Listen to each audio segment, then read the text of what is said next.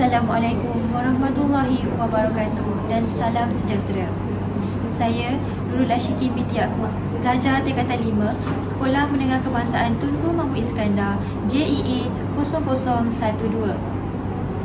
Pada hari ini, saya akan menyampaikan sebuah perkongsian bicara buku kepada anda semua tentang sebuah buku yang bersiri motivasi remaja yang diberi judul Di Sebalik Jeriji, hasil sentuhan kreatif Sarbiah Samsudin.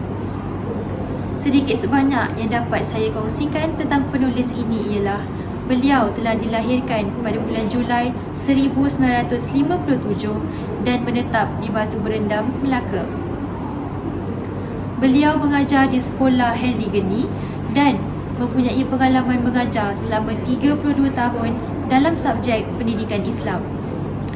Seterusnya, buku ini telah diterbitkan pada tahun 2014 oleh Yamani Engel Sendirian Berhad.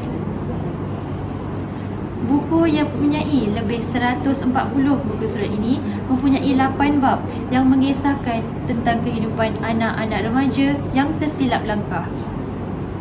Mereka akhirnya ditempatkan di sebuah sekolah pemulihan iaitu Sekolah Henry Geni. Antara kisah yang diketengahkan dalam buku ini ialah Wafi yang mengikut kata hati dan ajakan rakannya, Rosli yang teraniaya, Jeffrey dan Samsul yang kurang mendapat kasih sayang seorang ayah, dan beberapa remaja lain yang ditempatkan di Sekolah Henry Geni. Mereka diberi panduan untuk menjalani kehidupan yang dikehendaki oleh masyarakat dan dituntut di sisi Islam. Apabila mereka bebas, mereka ditawarkan oleh Ustaz Soleh untuk belajar di sebuah institusi tahfiz. Ustaz Soleh berazam untuk membimbing anak-anak yang keluar dari Sekolah Henry Geni ini agar tidak kembali melakukan jenayah lampau, sebaliknya menjalani kehidupan yang lebih baik. Sehubungan dengan niat Ustaz Soleh itu, beliau berjaya mencapainya. Walaupun buku ini mempunyai banyak nilai dan pengajarannya, namun buku ini amatlah mudah untuk difahami kerana mempunyai susunan cerita yang menarik dan gaya bahasa yang mudah difahami oleh pelbagai peringkat umur. Antara nilai dan pengajaran yang dapat saya kongsikan daripada buku ini ialah didikan agama atau dorongan yang mencukupi amatlah penting bagi mengelakkan anak-anak remaja terjebak dengan budaya-budaya negatif. Selain itu, penulis juga menekankan nilai bertanggungjawab antara masyarakat. Sebagai contoh, seorang guru bertanggungjawab untuk mendidik dan membentuk akhlak anak-anak remaja supaya mereka menjadi insan yang berguna apabila dewasa kelak. Perasaan muhasabah diri juga dapat dipupuk dalam kalangan pembaca kerana buku-buku ini mempunyai adegan-adegan kehidupan yang sememangnya berlaku dalam kalangan masyarakat kita.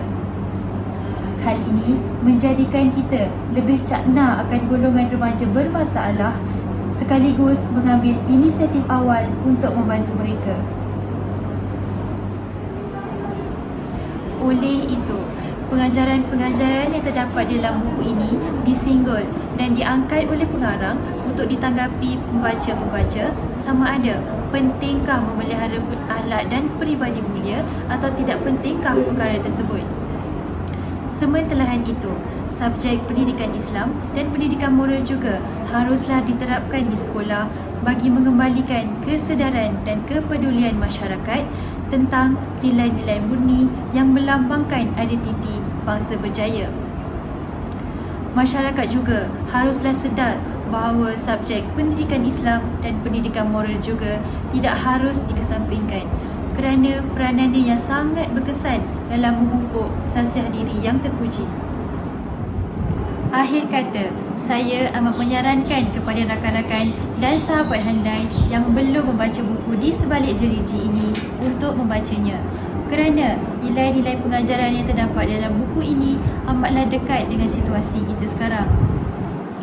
Dengan membacanya, mungkin dapat menyedarkan kita daripada terleka dan alpa akan nilai-nilai murni yang perlu dijadikan pedoman dalam hidup untuk menjamin sasiah diri kita yang cemerlang.